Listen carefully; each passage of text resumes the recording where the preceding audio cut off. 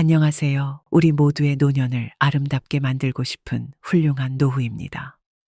대부분의 사람들은 평생을 부지런히 일만 하고 살다가 나이가 들어 은퇴를 하게 됩니다.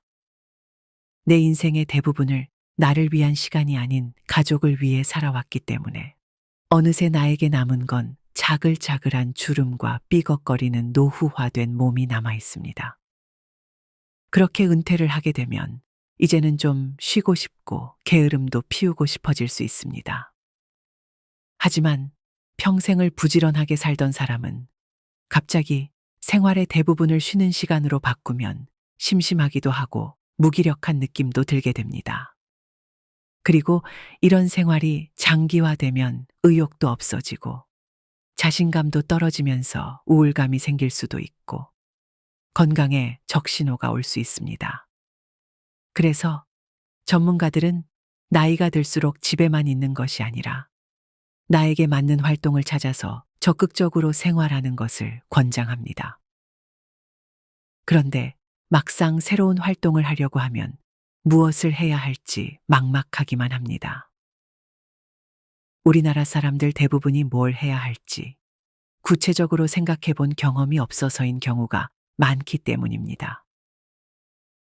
그러면 준비되지 않은 노인들은 TV나 유튜브 영상 정도만 보면서 시간을 보내는 게 최선일까요? 아닙니다. 나이가 들면서 할 일을 미리 구상하는 것이 좋지만 꼭 그렇지 않더라도 우리에게 기회는 충분히 있습니다. 늦었다고 생각할 때가 가장 빠를 때이지요. 그래서 오늘은 노년기에 돈도 많이 들이지 않으며 하기 좋은 취미 생활에 대하여 이야기를 해드리려고 합니다. 첫 번째는 공예 활동입니다.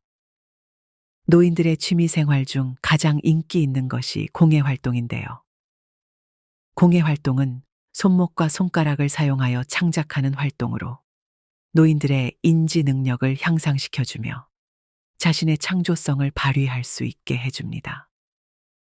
공예 활동은 자수 바느질, 가죽공예, 목공예, 비즈공예 등으로 나뉘며 이러한 활동을 통해 노인들은 미적 감각을 증진시키고 마음의 안정과 만족감을 느끼며 삶의 질을 높일 수 있습니다. 자수와 바느질은 손가락의 미세한 운동 능력을 촉진시켜서 치매를 예방하는 것에도 좋습니다. 또한 관절염과 같은 질환 예방에도 도움이 됩니다. 또한 완성된 수제품을 가족이나 지인들에게 선물로 나누면서 소통과 만족감을 얻을 수 있습니다. 두 번째는 운동입니다. 노년기에는 운동 능력이 많이 떨어져서 젊었을 때만큼 격한 운동은 하기 힘듭니다. 그래서 상대적으로 몸에 무리를 많이 주지 않으며 건강을 챙길 수 있는 운동 몇 가지를 추천드리겠습니다. 첫 번째는 탁구입니다. 탁구는 전신을 사용하는 운동으로 골밀도를 증가시켜 골다공증 예방에 아주 좋은 운동입니다. 치매를 예방하고 뇌 기능도 향상시키는데요. 탁구는 실력과 나이에 따라 운동량을 가감할 수 있어서 누구나 함께 어울릴 수 있고 테니스나 배드민턴보다 무리 없이 가볍게 할 수 있는 운동입니다. 준비 운동을 철저히 하고 무리하지 않으면서 탁구를 즐기시면 좋은 취미 생활이 될 것입니다. 규칙도 간단해서 남녀노소 구분 없이 쉽게 배울 수 있고 허벅지 근력을 키우는 데도 좋습니다. 두 번째는 수영입니다. 전문가들은 건강하게 장수하는 비결 중에 하나로 수영을 꼽는데요. 수영은 근육과 뼈 건강을 유지하고 혈액순환을 촉진시켜 체내에 있는 독성 물질을 제거하며 건강한 노후를 위한 기반을 마련하는데 큰 도움을 줍니다. 실제로 수영을 한 사람들은 그렇지 않은 사람보다 낙상 사고를 겪지 않습니다. 이 두 가지 운동은 크게 힘들이지 않고도 건강을 지키기 좋은 운동입니다. 아직 운동 능력이 괜찮으시다 생각을 하시면 등산이나 자전거 타기, 가벼운 러닝 같은 유산소 활동도 좋습니다. 이런 유산소 운동을 하시며 땀을 흘리게 되면 성취욕이나 몸에 활력이 생기며 기분 좋은 하루를 보내실 수 있으실 것입니다. 제가 추천드리는 세 번째 취미는 독서입니다. 독서는 진정한 자신을 찾는 데 도움이 되며 삶에 대해 생각해 보게 합니다. 또한 당신이 더 나은 사람이 되는데 도움이 됩니다. 글을 읽고 쓰는 능력도 자연스럽게 좋아집니다. 책에 있는 많은 지식과 정보는 뇌 기능을 키워서 기억력을 향상시키고 마음의 지혜를 줍니다. 책을 읽으면 세상에는 정말 다양하고 재미있는 것들이 무궁무진하다는 것을 알 수 있습니다. 내가 좋아하는 분야의 책을 골라서 먼저 읽어보세요. 우리의 뇌도 마음도 운동을 해야 합니다. 그래서 노후에 책 읽기는 참 중요합니다. 그리고 우리나라의 대부분 동네에는 도서관이 하나 정도는 있습니다. 그곳에 가서 책을 읽으면 딱히 돈도 들지 않습니다. 네 번째 추천 취미는 그림 그리기입니다.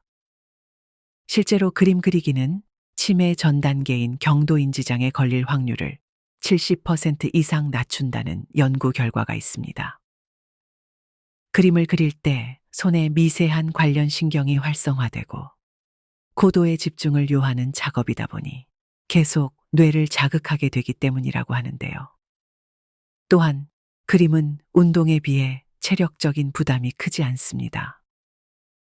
군만들 힘만 있어도 즐길 수 있기 때문에 평생 할 수 있는 취미 생활이 됩니다. 또한 노후의 시간이 많아지면 잡생각이 많아지는데요. 그림을 그리면 잡생각이 사라지고 우울감에서 해방될 수 있습니다. 그림은 보통 1년 정도만 배워도 남에게 선물할 수준까지 실력을 올릴 수 있기 때문에 성취감이 높습니다. 다섯 번째는 식물 가꾸기입니다. 집에서 식물을 키우는 걸 좋아하시는 분들이 많은데요. 식물을 키우는 것은 정신 건강이나 마음의 안정에 좋습니다. 키우는 재미가 있다고도 하는데요. 예쁘게 키운 식물을 집 곳곳에 배치해 두면 인테리어 효과도 있고 공기 정화에도 좋습니다. 외로움과 우울감 극복에도 많은 도움이 된다고 하죠. 나이가 들수록 아무래도 집에 있는 시간이 많아지게 되는데요. 그럴 때 집에서 공간을 두고 식물을 키워보시는 것도 좋은 취미 생활이 될 것 같습니다.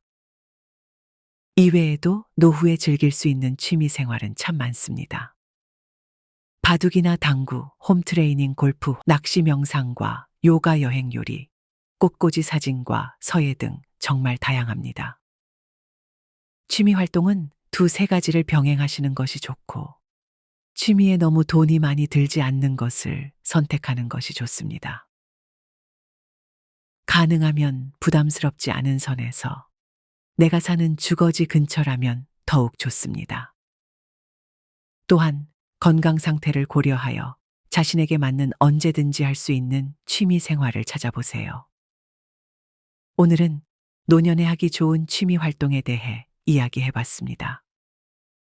새로운 취미를 가지는 걸 너무 부담스럽게 생각하시지 마시고 관심이 가지는 활동을 하나씩 참여하시며 맞는 취미를 찾으신다면 남은 여생 동안 평생 즐겁게 할 수 있는 취미를 찾으실 수 있으실 것입니다.